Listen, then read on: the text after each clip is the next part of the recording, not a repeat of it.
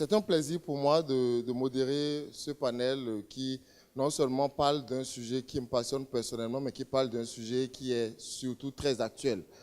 Je ne vais pas être plus long dans l'introduction, je vais inviter, comme j'aime bien le dire, à tout seigneur, tout honneur, parce que ça c'est une grande surprise pour moi et ça fait vraiment plaisir d'avoir sur ce panel Madame Sabine Vincent. Je le dis parce qu'elle a été à un tournant, un carrefour et a joué un rôle très déterminant dans mon amour et dans ma passion pour la finance digitale. Madame Vincent, soyez la bienvenue. Elle est venue de Dakar, elle est responsable du programme Mobile Money for Poor pour notre sous-région. Donc c'est une grande dame de la finance digitale en Afrique de l'Ouest que nous recevons. Je voudrais ensuite, toujours honneur aux dames, inviter Madame Gandonou, Gildas, qui est responsable développement des affaires à MTN Mobile Money, qui également travaille sur la finance digitale et est spécialiste de communication d'entreprise. Je voudrais ensuite inviter M. Arondino, pour rester toujours dans la maison jaune, qui est responsable développement réseau MTN Mobile Money, expert en finance digitale, spécialiste également en droit et régulation de finances inclusives. Enfin, j'invite mon très cher et très grand ami, M. Alavo, administrateur des banques, gérant de la société CIF. Je voudrais déjà attirer l'attention sur le fait que notre échange ne sera pas trop focus sur le Bénin, parce que nous parlons de digital et le digital n'a pas de frontières. Donc nous allons l'ouvrir un peu plus sur le mois, parce qu'au moins nous restons dans la logique du franc CFA, de cette réalité monétaire qu'on comprendra très bien.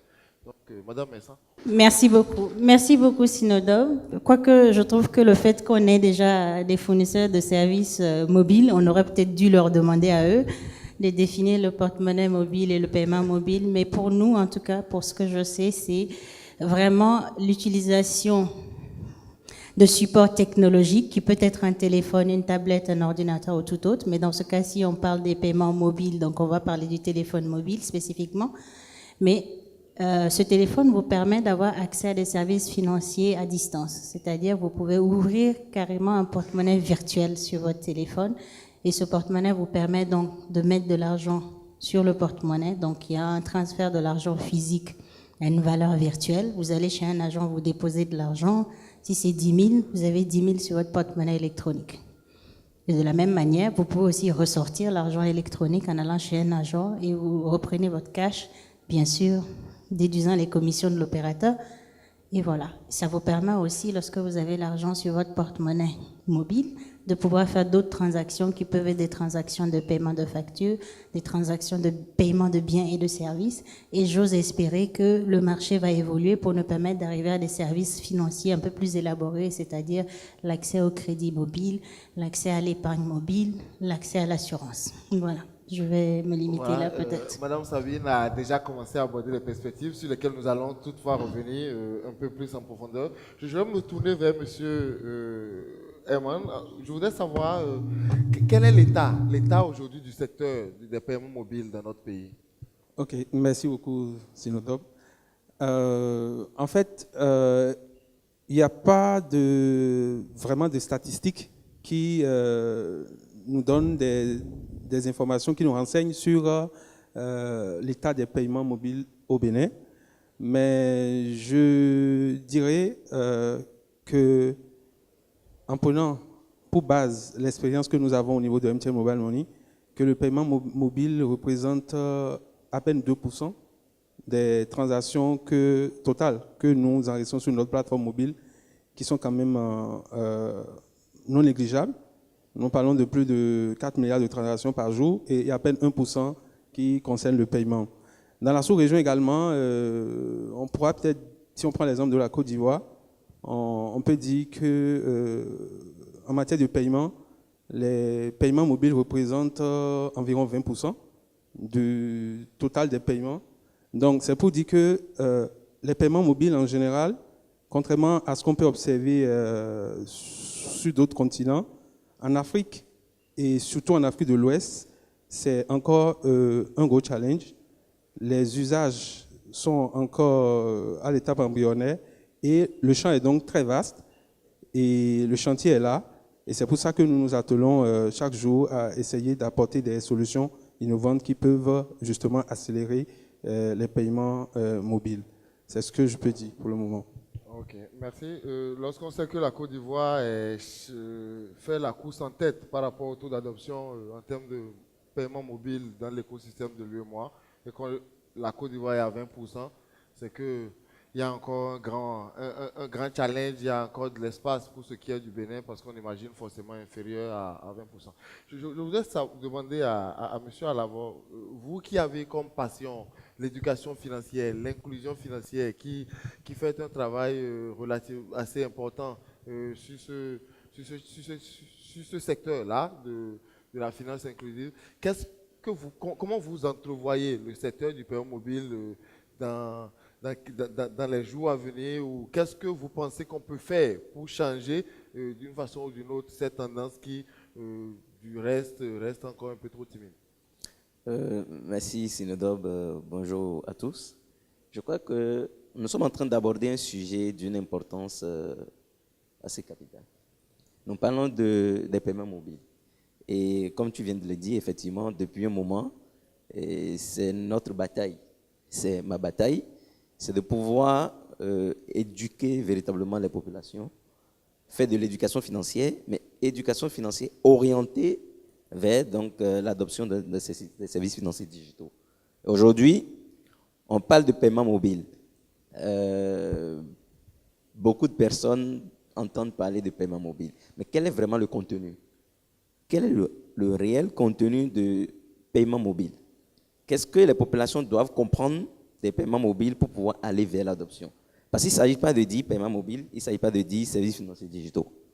Mais quand nous avons cette terminologie-là et que nous sommes en face donc, des populations, il faudrait évidemment que nous mettions en place un dispositif pour faciliter la compréhension du contenu. Et c'est pour cela aujourd'hui, nous travaillons beaucoup plus dans le domaine de l'éducation financière et nous faisons de l'alphabétisation financière pour dire que tout le monde n'a pas le même niveau donc, de connaissances financières, tout le monde n'a pas le même niveau de compréhension ou du moins de l'utilisation du téléphone pour bénéficier des services financiers.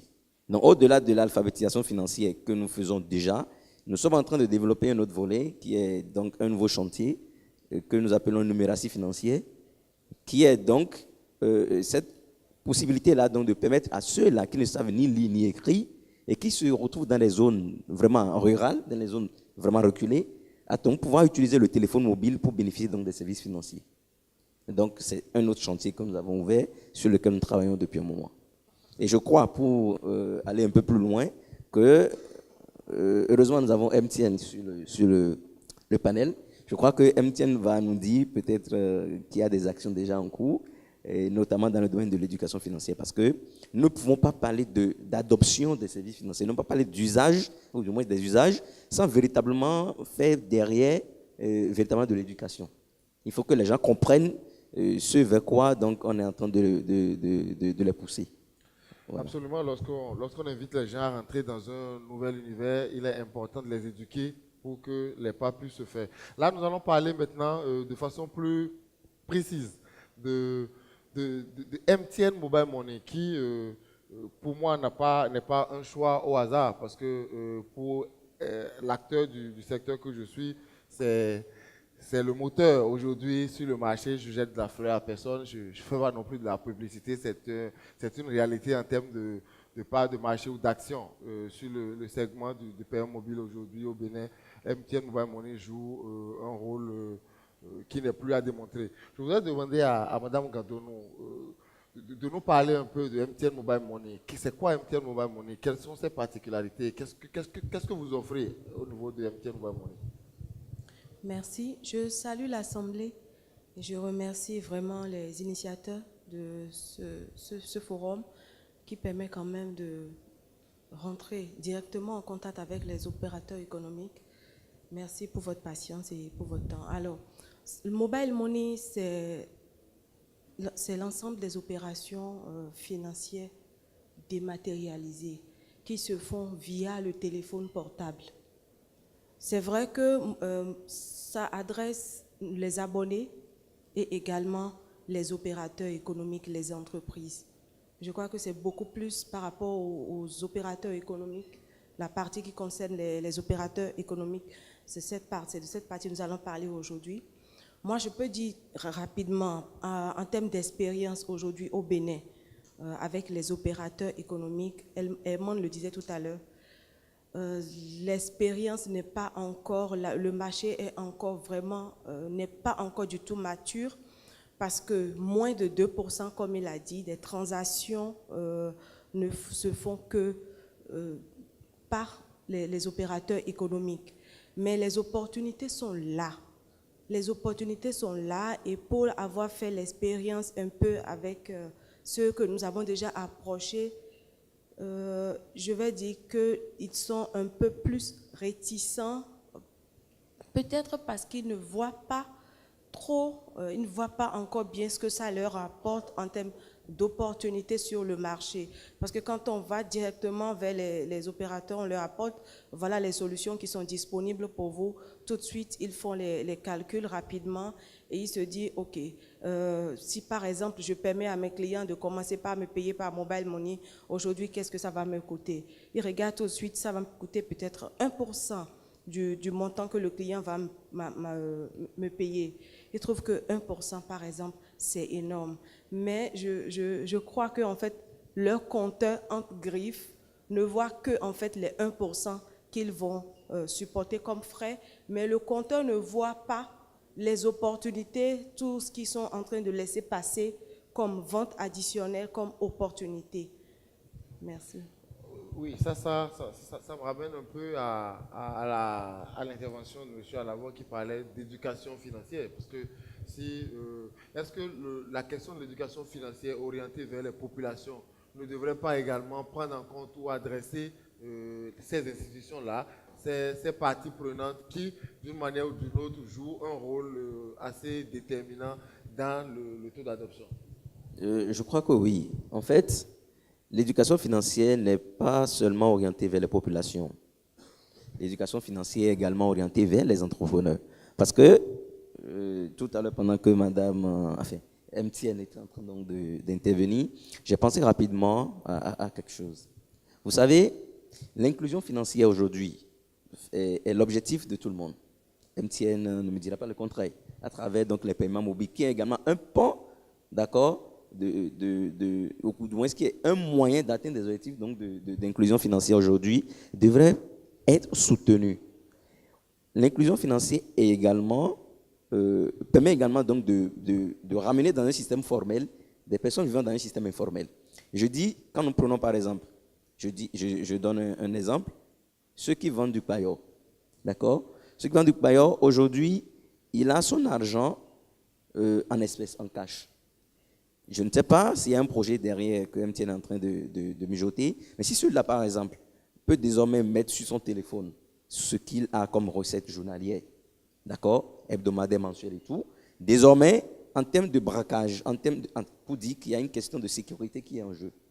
Et donc, au-delà du fait que celui-là rentre dans un système moderne en utilisant dans le téléphone pour bénéficier de services financiers, il y a également le volet sécurité. Et donc, l'éducation financière qui est orientée vers ces entrepreneurs, puisque c'est des entrepreneurs également, qui est orientée vers ces entrepreneurs, ou du moins ce segment d'entrepreneurs, doit tenir compte non seulement du volet modernisation donc des services financiers, mais également de certain nombre d'aspects, d'éléments importants, dont la sécurité par exemple. Et donc l'éducation financière revient toutes les fois qu'il est question de paiement mobile, toutes les fois qu'il est question d'inclusion financière. Oui, M. Amandjounou, lorsque Madame Gando nous présente la situation du modèle d'affaires, du modèle de partenariat à avoir avec d'éventuels clients au niveau du MTN Money, ça soulève la problématique du partenariat. Quels sont les types de partenariats que MTN Money pourrait nouer avec des entrepreneurs et suivant quel modèle économique? Ok, merci beaucoup. Avant de répondre à la question, si vous permettez, je voudrais juste ajouter un peu à ce que Mme Gandono a dit pour dire que c'est vrai, il y a peut-être ce challenge qui est là, et c'est pour ça que je suis d'accord avec M. Alavo pour dire que l'éducation financière aussi doit s'adresser aux entreprises. Mais il faut dire aujourd'hui que quand nous regardons un peu notre environnement, le paiement mobile va forcément se développer et je pense que les entreprises qui ont quelque chose à vendre doivent être intéressées par le paiement mobile. Aujourd'hui, les solutions que nous avons divers types de solutions où nous avons des solutions qui permettent de faire le paiement en face-to-face, en présence, en point de vente, qui sont des solutions très flexibles où pour avoir accès à ces solutions en 24 ou 48 heures, vous pouvez avoir accès à ces solutions-là dans vos points de vente. Nous avons des solutions aussi de paiement à distance, des paiements en ligne, qui permettent justement aussi de donner la possibilité à vos clients en tant qu'entrepreneurs de passer des commandes, par exemple, de pouvoir payer ces commandes-là sans pouvoir se déplacer. Et les partenariats, en même temps faire le lien avec les modèles d'affaires, nous avons des partenariats avec certaines entreprises de livraison, par exemple. Je prends l'exemple de quelqu'un qui a, je prends même des cakes à vendre. Cette personne se trouve à Misebo. Le client peut commander en ligne, payer déjà par mobile money sur le site. Ensuite, pour la livraison, nous avons des partenaires aussi qui sont dans la livraison. Ce partenaire va livrer le client qui est resté à Calavi et à commander. Donc, tous les entrepreneurs, nous avons plusieurs types d'entrepreneurs qui trouvent leur place dans l'écosystème du paiement mobile. Donc, aujourd'hui, le problème majeur, à mon avis, ce n'est pas forcément ces petits frais que l'entrepreneur va supporter, parce qu'il faut le dire de façon claire, dans ce genre de business model, c'est difficilement le client supporte le coût.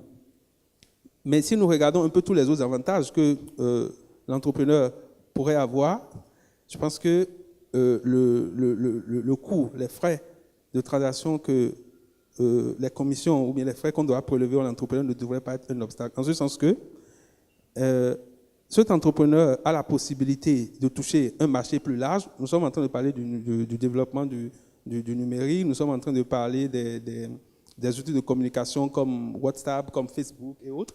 Donc, l'entrepreneur a la possibilité de toucher une clientèle plus large. Et donc, en termes d'économie d'échelle, au finish, il gagnerait à introduire ce mode de paiement dans son activité plutôt que de se dire de trouver en ces frais qu'on va lui prélever un frein. Ensuite, nous travaillons avec plusieurs autres acteurs de l'écosystème pour pouvoir justement faciliter le paiement. Parce que l'autre obstacle que je vois plutôt aussi, c'est le parcours client et l'infrastructure qu'il y a autour de ce parcours client-là. Parce que quand le client il doit venir en point de vente pour payer et que le parcours client il est long, c'est un frein aussi. Il n'est pas motivé à payer. C'est pour ça que nous mettons en place des solutions faciles. Je crois qu'aujourd'hui, au Bénin, nous sommes la seule entreprise qui a mis en place le système de paiement NFC avec des terminaux que nous déployons pour les entrepreneurs qui ont des choses à vendre en présence et ça facilite le paiement. Ensuite, aujourd'hui, nous pouvons dire que notre API est complètement libérée. Il y a plein de startups qui ont intégré aujourd'hui avec notre API. En 24 heures, en 48 heures, si vous avez une bonne équipe derrière, vous pouvez consommer nos API. Sinon, nous, vous pouvez le faire. On l'a déjà fait avec plusieurs startups. Il y a Z-Express, il y a Volumcore, il y en a plein d'autres.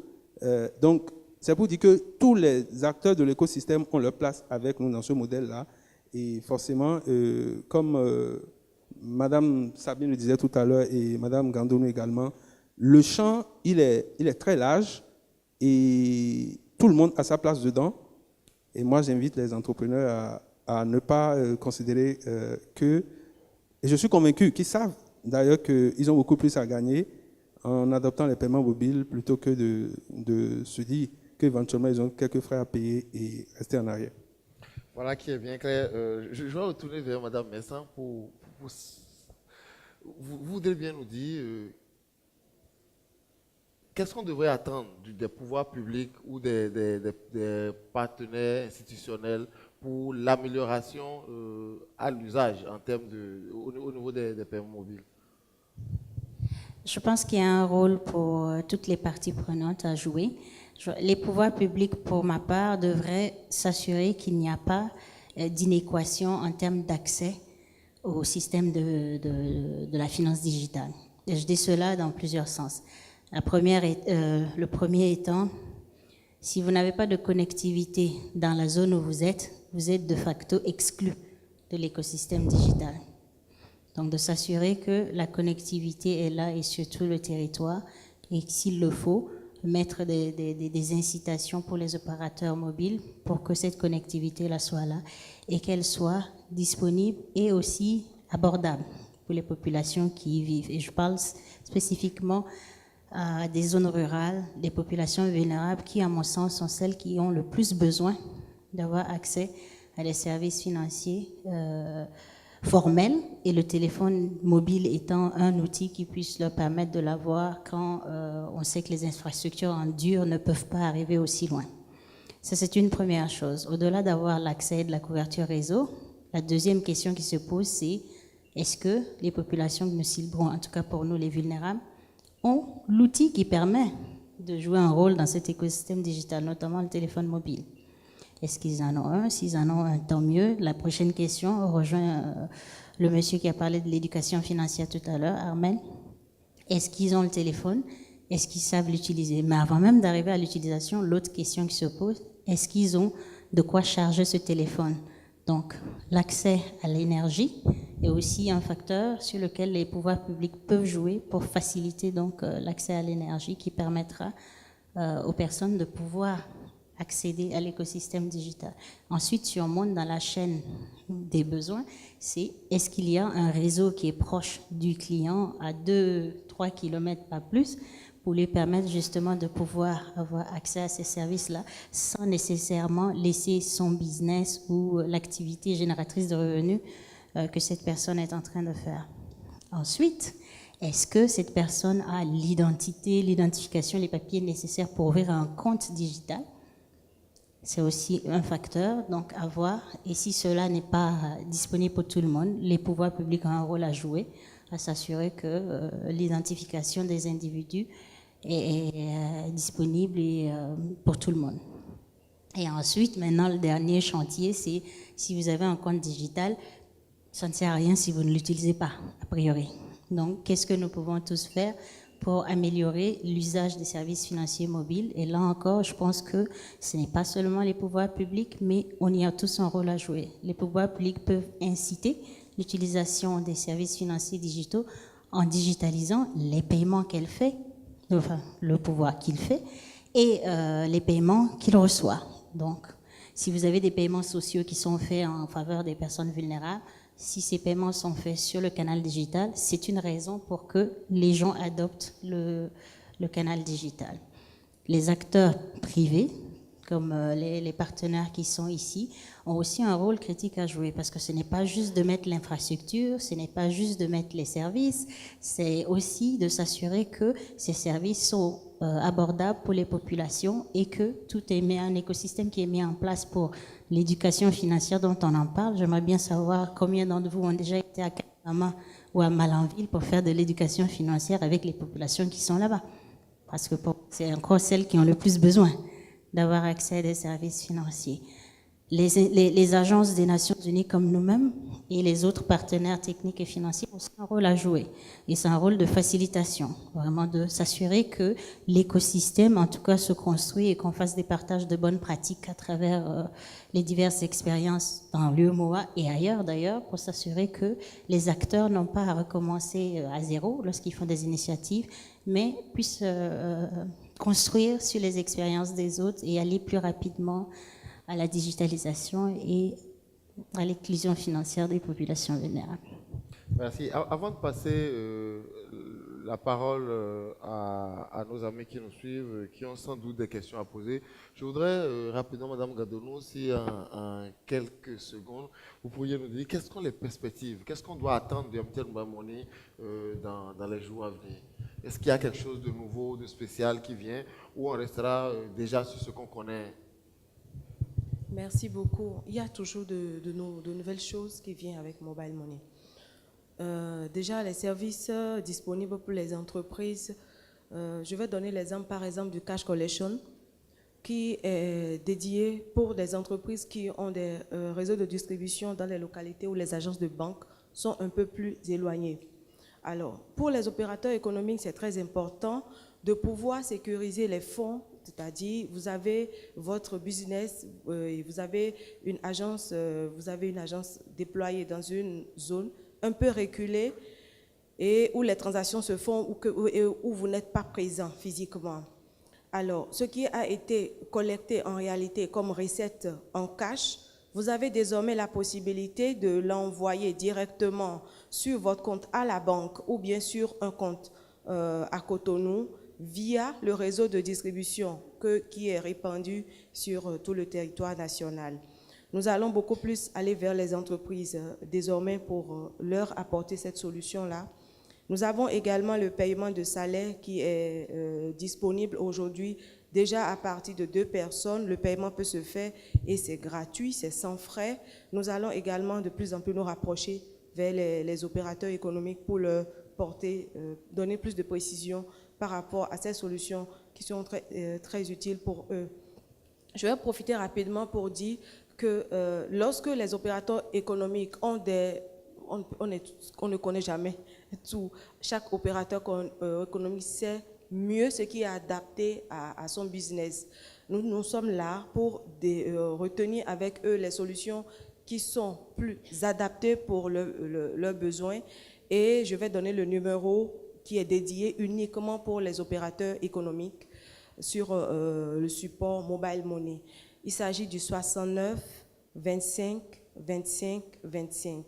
Alors, lorsque vous appelez, vous contactez cette ligne-là, le staff qui est dédié uniquement pour accompagner les opérateurs économiques en termes d'opportunités, solutions sur Mobile Money sera ravi de rentrer en contact avec eux. Merci. Merci bien, Madame Gadono. Je reviens vers mes amis pour d'éventuelles préoccupations. Je suis sûr qu'il y en aura beaucoup parce que si c'est quand on parle de MTN, quand on parle de télécommunications, quand on parle de mobile money, il y a souvent assez de préoccupations. C'est l'occasion de poser les questions qui vous taraudent l'esprit et de surtout chercher à comprendre comment vous pourriez mieux jouer votre partition dans cet écosystème qui est en train de se construire, parce que la question de l'économie numérique dans notre pays, ça ne date pas de trop longtemps. Nous sommes toujours en construction. Je vous donne le micro, vous vous présentez, vous posez votre question. Mon nom c'est Augustin Hounou, je suis expert en entrepreneuriat. La question des transactions mobiles est une question intéressante. Mais cependant, beaucoup de personnes hésitent parce qu'il y a le problème de la sécurité des transactions. Parce qu'il y a des gens qui suivent le compte. On ne les connaît pas, mais ils appellent, ils donnent de faux codes et arnaquent les gens. Et donc, qu'est-ce que MTN fait, les opérateurs font pour sécuriser les transactions, pour que les gens vraiment puissent utiliser ce service-là? Merci. Je vous remercie. Je suis Primaël Boton. J'ai une question, notamment pour les entrepreneurs ou les startups. Par exemple, moi, qui est mon entreprise, j'ai par exemple une page Facebook que je dois booster pour, par exemple, mes événements ou mes publications. Est-ce que MTN a pensé, ou beaucoup plus le côté Mobile Money, a pensé à comment est-ce qu'il faudrait nous accompagner ou comment est-ce qu'il faudrait accompagner cette entreprise-là à booster sa page ou à booster ses publications? Parce que souvent, pour booster les publications, il faut utiliser les cartes de crédit. Donc, je ne sais pas s'il y a déjà une solution par rapport à ça. Et beaucoup plus aussi pour le moyen de WhatsApp. WhatsApp aujourd'hui ou WhatsApp Business existe. Est-ce que toujours MTN Mobile Money ou le volet Mobile Money a prévu quelque chose pour ça, ou je pourrais par exemple permettre à mon client qui veut me contacter ou qui veut payer de mes services de pouvoir utiliser Mobile Money pour pouvoir se satisfaire? Merci. Merci beaucoup. Je me présente Doxy Dakwe. Ma question, c'est de savoir en fait en termes de couverture du service, l'accessibilité du service. C'est vrai que tout à l'heure, vous avez parlé de 20%, mais est-ce que le service est disponible au niveau de toutes les communes? Si je pose la question, c'est parce que moi, j'étais à Candy et je n'avais que des ressources sur mon compte Mobile Money. Et j'étais face à une dame, j'ai fait des achats, mais elle me dit, elle n'a pas Mobile Money, elle ne sait même pas de quoi il est question. et que si ce n'est pas de l'arnaque, cette affaire de mobile money. Du coup, je me suis demandé si c'est des déterminants sociologiques ou bien carrément cette affaire de sécurisation des transactions financières. Merci. Bonjour, mon nom est Guy de Soussoyon. Je n'ai pas vraiment de questions, c'est juste une petite contribution. Je me rappelle, en avril, à Kigali, le CEO de Orange International nous disait que ce qui a fait développer, ce qui a fait enregistrer un grand bond dans les services de mobile payment en Afrique de l'Est, c'était qu'ils sont venus avec de nouveaux produits. C'est-à-dire que les entreprises de GSM, quand elles sont arrivées avec des services de paiement mobile, elles ont enregistré à peu près ce qui se passe en Afrique de l'Ouest actuellement. Et le fait d'avoir, par exemple, apporté des solutions en termes de, comme Madame le disait, proposer du paiement de l'énergie, par exemple, a fait que ces entreprises-là ont enregistré un bond de 20, pour certaines à 25%. Donc, il y a un énorme potentiel, effectivement, pour MTN au Bénin, MTN dans la sous-région, mais il ne faut pas rester sur les produits traditionnels. Il faut, MTN peut, il y a par exemple le concept dans l'énergie renouvelable, le pay as you go. Voilà, c'est une mine formidable où MTN Bénin peut scale pour attraper, aller proposer par exemple aux gens qui sont off-grid, qui ne sont pas connectés au réseau traditionnel d'énergie, de payer par exemple son énergie à 200 francs par jour. L'énergie devient du prépayé. Voilà. Et ça, nos amis de MTN doivent aller vers ces sources-là. Merci beaucoup. Bonsoir, chers panélistes. Moi, c'est Réginald Rondécon. Je suis le directeur de Orifice Group, qui est une entreprise e-service. Et au nom de nos services, nous avons par exemple une passerelle qui est une plateforme web qui est en ligne, qui permet aujourd'hui aux entreprises de proposer des opportunités d'emploi, de formation et tout ce qui peut influer en fait l'employabilité des jeunes sur la plateforme. Et avant de poser ma question, c'est que je voudrais d'abord remercier MTN pour ce service, parce qu'aujourd'hui, 99% de tous nos paiements ne sont pas MTN Mobile Money. C'est-à-dire qu'aujourd'hui, n'importe quel entrepreneur peut être à Parakou, à Nati Tengu, partout, nous envoyer son contenu et faire son paiement. Et ma question actuellement, c'est de savoir, puisque vous aviez dit qu'il y a une API qui permet de pouvoir faire les paiements de manière automatique, quelles sont les procédures et quel est le coût? Et si éventuellement le coût était élevé, est-ce qu'il y a un partenariat dans le sens où, par exemple, sur les transactions, MTN gagne quelque chose ou pas? Maintenant, pour finir aussi, bon, déjà par rapport à ça, nous sommes en train d'approcher les clients avec lesquels nous travaillons. Et le premier obstacle, c'est que déjà, ils disent ils ne peuvent plus négocier. Parce que c'est vrai, nous avons une grille tarifaire, mais dans la pratique, ils arrivent toujours à négocier, à avoir un tarif en dessus de ce que nous proposons, en fait. Bonsoir aux panélistes. Mon nom c'est Ulrich Adon-Siba, je suis consultant. Ma préoccupation par rapport au paiement mobile, pour booster le paiement mobile, je propose, est-ce que MTN ne peut pas, comment on appelle, tarifer à 0 francs, je dis, les transferts ou les paiements mobile money directement, de sorte que l'argent circule en monnaie électronique le plus possible. Et ce sont les sorties d'argent du système qui seront fortement taxées, voilà, pour pouvoir, comment on appelle, favoriser vraiment le paiement mobile. Autre préoccupation, nous sommes à la veille de la rentrée scolaire. Beaucoup d'écoles aujourd'hui veulent proposer des solutions de paiement par mobile money. Comment est-ce que de leur portable, en payant par mobile money, l'école peut savoir que c'est tel parent d'élève pour tel élève qui a payé. Parce que nous travaillons également sur une plateforme qui puisse aider les écoles à être en partenariat avec les parents d'élèves et se faire payer la scolarité par ce biais. Et troisième préoccupation, est-ce que déjà par Mobile Money, je sais que pour les crédits, MTN fait des prêts de crédit. Vous n'avez pas de crédit dans votre portable, vous pouvez faire un emprunt de 500 francs et après vous rembourser avec un montant en plus. Je pense que déjà par là, MTN crée indirectement de la monnaie. Est-ce que pour les paiements Mobile Money aussi, il y a cette solution où MTN peut faire un prêt et puis après ça pourrait être remboursé avec, voilà. Merci. Pourquoi pas? Merci. C'est comme je le disais, c'était prévisible. Je vais demander à M. Alavor de prendre la parole et de parcourir l'entièreté des questions qui relèvent de son domaine. On fera ainsi de suite pour tous les participants. Merci, je crois que j'ai suivi avec intérêt les questions qui ont été posées. Et c'est la dernière question qui m'a beaucoup plus intéressé. Est-ce que MTN ne peut pas taxer voilà, les retraits, c'est ça, voilà.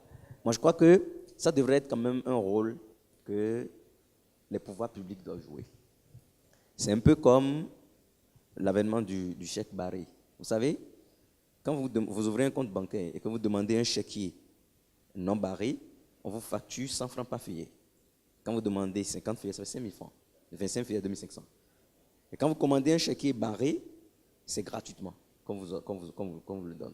Alors, moi je pense que l'État devrait mettre en place un dispositif pareil, de sorte que les sorties de fonds par mobile puissent être, je dis n'importe quoi, je ne réfléchis pas à la place de l'État, mais qu'on puisse voir le dispositif pour que l'argent puisse beaucoup plus circuler, d'accord, de façon électronique. Je crois que en termes de, disons, de contrôle de la liquidité même dans le pays, et en termes disons, de contrôle de la masse monétaire, ça devrait quand même pouvoir aider non seulement MTN, qui fait partie également de l'écosystème, mais permettre également aux banques qui interviennent sur ce segment de l'activité financière également, de pouvoir contrôler un peu les ressources. Je pense que c'est une très bonne préoccupation. J'y pensais déjà et je crois que ça vient à point nommé. Et en dehors de ça, il y a une dame qui a posé une question par rapport à l'accès aux services financiers dans les zones rurales. Je crois qu'il y a effectivement un problème culturel. Vous voyez, jusqu'à cette date, il y a des gens qui continuent de vivre dans les zones rurales avec des milliards, des millions sous le matelas. On n'est pas encore arrivé à se départir donc de cette mentalité-là, où la banque, ou aujourd'hui avec le nouveau système donc des paiements mobiles que les opérateurs téléphoniques mobiles offrent, les gens n'ont pas encore eu totalement confiance en ce système-là. Il y a effectivement cette question donc de sécurité, mais beaucoup plus une question d'éducation, parce que c'est vrai, la sécurité pose problème, mais si on sensibilise beaucoup plus les personnes à utiliser ça, et quand MTN va commencer par avoir vraiment les retours d'expérience de ces clients-là, ça permettra donc d'améliorer au quotidien le service. Vous savez, si MTN n'a pas les retours d'expérience de ses clients, MTN ne peut pas améliorer son service. Parce que, c'est vrai, avant que le service ne soit ouvert au public, il y a forcément eu un travail de base qui a été fait, mais il faut que, véritablement, les utilisateurs donc, de ce service-là puissent faire un retour pour permettre à ce que l'opérateur améliore son service. Et donc, il y a une question d'éducation financière. Je reviens toujours sur cet élément-là parce que c'est important, extrêmement important. Si je ne suis pas convaincu de ce que vous me demandez de faire, je ne le ferai pas. Même si c'est pour mon intérêt, même si ça m'apporte des avantages énormes, si je ne suis pas convaincu de ce que... alors, si je ne suis pas formé sur ça, je veux dire, je ne vais pas l'utiliser. Et donc, j'aurai l'opportunité à côté de moi, mais je ne vais pas saisir l'opportunité parce qu'on ne m'a pas informé, on ne m'a pas sensibilisé sur ça. Je crois que c'est des éléments sur lesquels on pourrait discuter même en dehors du cadre du panel. Okay, oui, c'est vrai que pour laisser la monnaie électronique sous forme électronique le plus longtemps possible, il est important de développer les usages. Et je pense qu'MTN fait déjà ce qu'il doit faire en créant la monnaie et en le mettant à disposition. Le reste, il faudra maintenant pouvoir créer les usages pour que toutes les fois où on sent le besoin, où on a la possibilité d'utiliser la monnaie sous cette forme électronique, ça pourra rester aussi longtemps que ça. Je pense que nous avons une partition à jouer. Quand je dis nous, c'est moi dans ma posture de responsable de société, de FinTech, pouvoir proposer des solutions. Et par rapport à ça, je voudrais ajouter d'ailleurs aux questions auxquelles M. Aronjine aura à répondre, les modèles de partenariat possibles avec les FinTech, parce que c'est un grand acteur du mobile money au Bénin. Et quand on réussit à mettre la main sur eux, il faut tirer tout ce qu'on peut tirer en même temps. Ok, merci beaucoup, Sinodob. Je ne vais pas forcément répondre aux questions dans l'ordre parce que je vais surfer sur ce que M. Alavo a dit tout à l'heure. Pour le paiement, en matière de paiement, je pense qu'il y a 3 éléments essentiels. Il y a d'abord que le parcours client doit être totalement simplifié pour permettre aux payeurs d'y aller. Il y a l'infrastructure qu'il y a autour de ça pour permettre aux marchands aussi de pouvoir accepter le paiement. Et il y a surtout la proposition de valeur. Parce que le client qui doit payer, il faut qu'il trouve une valeur, ce qui est certain. Quand on veut comparer le cash à la monnaie électronique, la proposition de valeur qu'on va donner au client, ce n'est pas de dire que c'est rapide. Ça pourrait être rapide au moment où on rentre dans des considérations comme quoi, quand il donne la monnaie physique, après il faut commencer par chercher la monnaie, il n'y a pas de monnaie, on peut passer 1 heure, 2 heures de temps, parfois ça va à la bagarre. Ok, alors il faut trouver quelle est vraiment cette proposition de valeur qu'on va donner à ce client payeur-là pour qu'il trouve un intérêt à utiliser mobile money comme élément de paiement. C'est pour ça que je suis d'accord pour dire que l'éducation financière pourrait jouer un rôle dans ce domaine-là. Et c'est pour cela aussi que nous avons commencé petitement cette année et l'année prochaine, on a tout un programme d'éducation financière auquel d'ailleurs on va associer CIF International. Et l'autre partie aussi, le marchand, les entrepreneurs que vous êtes, quelle est la proposition de valeur? Pourquoi est-ce que vous allez accepter aujourd'hui, préférer que le client qui doit vous payer, il vous paye en monnaie électronique plutôt qu'en monnaie physique quand vous êtes en présence? J'ai déjà donné un petit exemple en termes de gain de temps et tout ça. Mais n'oubliez pas qu'il y a beaucoup de données qu'on peut générer aussi à travers le paiement électronique que vous, les entrepreneurs, vous pouvez utiliser après. Et certainement, Mme Gando nous va le dire tout à l'heure, dans l'accompagnement qu'on donne justement à nos partenaires qui travaillent avec nous, nous pouvons vous aider à communiquer vers vos clients qui sont les plus réguliers, par exemple, à partir de toutes ces données que vous allez pouvoir stocker à travers le paiement électronique. Alors, c'est justement cette proposition de valeur-là qui peut-être n'est pas encore assez forte et qui fait que, pour répondre à la question de madame, que à Kandi, cette dame n'a pas pu accepter qu'elle soit payée par MTN Mobile Money. Mais ce que nous faisons, c'est que depuis le début de cette année et pour les 3 prochaines années, notre objectif à MTN Mobile Money, c'est le paiement. C'est vraiment de dématérialiser les paiements. Et nous avons commencé, et aujourd'hui, nous avons des équipes sur toute l'étendue du territoire national, y compris Kandi, y compris Karimama et tout ça, qui sont en train de recruter les marchands accepteurs, non seulement dans le formel, mais également dans l'informel. Monsieur Alavo disait tout à l'heure, si on pouvait recruter le vendeur d'essence, nous recrutons aujourd'hui, il y a des vendeurs d'essence, il y a des artisans, les couturières, il y a la bonne dame qui vend le goûter au bord de la voie, que nous sommes en train de recruter aujourd'hui pour faire en sorte qu'il y a les émigrants. Nous avons lancé le projet Zem Choco qui permet aujourd'hui de pouvoir prendre son transport, son émigrants, de payer par mobile money. Donc, nous mettons en place tout un écosystème qui permet, justement, quand on a l'argent sur son portefeuille électronique, de ne plus chercher à sortir cet argent en cash, pour répondre aussi un peu à l'autre question, mais de l'utiliser dans un écosystème où on est à l'aise pour l'utiliser. Je me lève le matin, je veux prendre le carburant. Nous avons recruté plusieurs stations aujourd'hui qui acceptent le paiement par mobile money. Quand je finis, je n'ai pas de moto, je n'ai pas de voiture, je ne prends pas l'essence à la pompe, je peux prendre l'essence chez le vendeur de paillot, utiliser mon portefeuille électronique. Quand je veux manger à midi, nous recrutons les maquis, les grands restaurants pour accepter le paiement électronique. Après, quand je vais acheter mon crédit, je peux le faire. Le Pay-as-you-go, je réponds, monsieur, pour dire que nous avons une expérience depuis pratiquement 2 ans avec Ares, et c'est plus de 2000 transactions en Pay-as-you-go aujourd'hui. Donc, dans le solaire, les gens peuvent effectivement payer leur électricité par semaine, par mois, par jour, et avoir accès dans les zones rurales. Nous l'avons également avec Koto. Je cite toutes ces entreprises pour dire que nous sommes totalement ouverts à toutes les startups qui veulent venir, tous ceux qui ont quelque chose à vendre et qui ont besoin de payer. MTN Mobile Money est entièrement disponible. Nous avons des solutions flexibles pour toutes ces personnes-là. Alors, pour revenir à la question de la sécurisation, je pense que depuis l'année dernière, nous avons lancé des campagnes.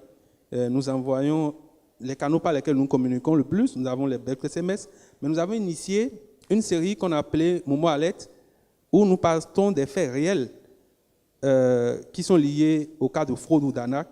Nous faisons des vidéos pour sensibiliser nos clients. Nous les diffusons sur WhatsApp, sur notre compte Facebook et également sur YouTube. Mais je voudrais en profiter pour dire ce qui est certain. Il peut jamais y avoir de débit sur votre compte MTN Mobile Money si en temps vous n'avez pas autorisé avec votre code PIN.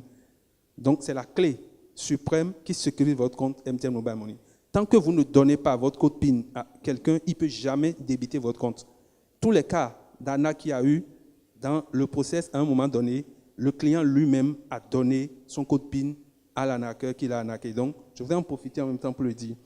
Alors, utilisez Mobile Money pour booster les publications et le sponsoring des pages. Pour le moment, nous ne le faisons pas encore, mais nous, comme je le dis, nous sommes ouverts à toutes les possibilités. Ensuite, permettre aux clients de payer à distance. Je l'ai déjà dit. Aujourd'hui, nous avons plein de petites entreprises, excusez-moi, nous sommes en train de parler des petites et moyennes entreprises qui vendent en ligne et qui ont intégré MTN Mobile Money comme moyen de paiement. Donc, c'est pour répondre à monsieur qui a posé la question. Quel que soit ce que vous vendez, c'est très facile aujourd'hui d'intégrer MTN Mobile Money comme moyen de paiement en ligne comme en présence. Madame Gandon pourra donner les détails sur comment vous allez pouvoir intégrer en ligne. Accessibilité des paiements ou des points. Nous avons fait quand même l'effort. Nous avons aujourd'hui plus de 16 000 points agents qui sont partout, où vous pouvez aller faire vos transactions. Mais nous, comme je disais, aujourd'hui, le Béninois sait qu'il peut faire des dépôts d'argent, des retraits d'argent. Ce n'est plus notre objectif. Et c'est justement pour ça que nous avons été très intéressés par le thème de paiement. Comment nous faisons aujourd'hui pour que justement il n'y ait plus de retrait d'argent? Et c'est là où intervient le gouvernement aussi. Aujourd'hui, si je sais que je peux prendre ma pension ou bien mes frais de mission par MTN Mobile Money et que ça vient sur mon téléphone et que nous, comme je le disais tout à l'heure, nous avons déjà mis en place un écosystème dans lequel on peut dépenser l'argent de façon électronique, pourquoi est-ce que je vais sortir l'argent en cash pour pouvoir l'utiliser? Je réponds en même temps à la question de monsieur pour dire qu'aujourd'hui, le client payeur, quand il fait cette transaction, ça ne lui coûte rien, c'est à 0 francs. Quand je vais acheter dans un point de vente ou que je fais des paiements en ligne, ça ne me coûte rien. Je paie le juste prix de ce que j'ai acheté. C'est plutôt notre partenaire, l'entreprise, qui a une petite... nous prélevons une petite part sur tout ce que l'entreprise a collecté sur son compte. Alors, je crois que je vais aller vite. Intégration d'API, Gidas va en parler. Améliorer la circulation de la monnaie électronique en mettant... Voilà, je viens de répondre à cette question. Pour le nanocrédit, oui, beaucoup de personnes ont ri, mais c'est un projet que nous avons qui nous tient sérieusement à cœur. Madame Messan sait de quoi je parle. Et je ne peux pas vous donner de date, mais ça va être très très bientôt. Parce que on a une forte demande de nos clients qui veulent ce genre de produit. Ça existe ailleurs. Et pourquoi pas au Bénin? Nous travaillons sérieusement, de façon très active là-dessus. Et ça va être une réalité bientôt. Alors, les partenariats, pour répondre à la question de Sinodop, avec la communauté FinTech, je pense que nous avons de très bonnes relations aujourd'hui. Ce que la communauté a réclamé de tout temps, c'est de pouvoir avoir des API légers qui peuvent consommer pour pouvoir intégrer facilement Mobile Money. Et je pense que c'est le cas aujourd'hui. Je le disais tout à l'heure, Mme Gandon vous pourra peut-être encore préciser. Je crois que si vous-même, vous êtes une start-up et que vous avez les équipes techniques qui sont qualifiées, vous pouvez intégrer. Les API sont aujourd'hui directement en ligne, que vous pouvez aller prendre, les intégrer, et après, il y a un petit contrat que vous allez signer derrière sur le prélèvement qu'on va faire. Si vous n'avez pas une équipe solide derrière, que vous voulez un accompagnement, nous avons un intégrateur, et avec 150 000 francs CFA, ils vont vous accompagner jusqu'à intégrer entièrement jusqu'à consommer entièrement l'API intégrée de votre solution, quelle que soit la solution. Aujourd'hui, nous avons fait des projets bank to wallet avec des banques. Nous l'avons fait avec Diamond Bank et UBA, où vous pouvez appeler l'agent de votre compte à la banque sur votre compte MTN Mobile Money et pouvoir le dépenser dans cet écosystème, ou le contraire. Quand monsieur a parlé tout à l'heure, ou bien la bonne dame à côté, quand j'achète du riz et que je ne la paie pas Mobile Money à un moment donné, si elle a beaucoup d'argent sur son compte MTN Mobile Money, elle peut pousser l'argent sur son compte à la banque. Tout ça, nous sommes en train de contribuer vraiment à l'inclusion financière. Nous l'avons fait également avec une microfinance de la place, où aujourd'hui, les clients de cette microfinance-là peuvent rembourser leur prêt par MTN Mobile Money. C'est pour dire que tout ce qui, à chaque moment d'interaction avec l'argent où il s'agit de faire un paiement, nous sommes prêts à accompagner tous ceux qui ont des idées, tous ceux qui ont des solutions pour pouvoir dématérialiser les paiements et surtout pouvoir contribuer à cette inclusion financière. Parce que n'oubliez pas, le nanocrédit dont on a parlé tout à l'heure, c'est tous ces usages que nous avons qui peuvent nous permettre après d'être qualifiés, d'être éligibles à ce nanocrédit-là. On va regarder combien vous recevez en moyenne, quand vous recevez, combien de temps ça fait sur votre compte, comment est-ce que vous le dépensez, qu'est-ce que vous achetez avec. C'est tout ça qui permet de vous donner un score qui vous rend éligible plus tard. Donc, c'est notre mission et on va s'y atteler. Je vais peut-être laisser Mme Gando nous répondre aux deux autres questions concernant le process pour intégrer l'API et la traçabilité des paiements pour les frais de scolarité. Merci, Eman. Déjà, par rapport aux écoles, il demandait, est-ce que les écoles qui vont recevoir le paiement par Mobile Money, comment ils savent que c'est telle personne ou tel parent qui a payé? Nous avons développé entre-temps ce que nous appelons la référence dans les paiements. Parce qu'au début, effectivement, ce n'était pas une réalité, mais désormais, c'est disponible.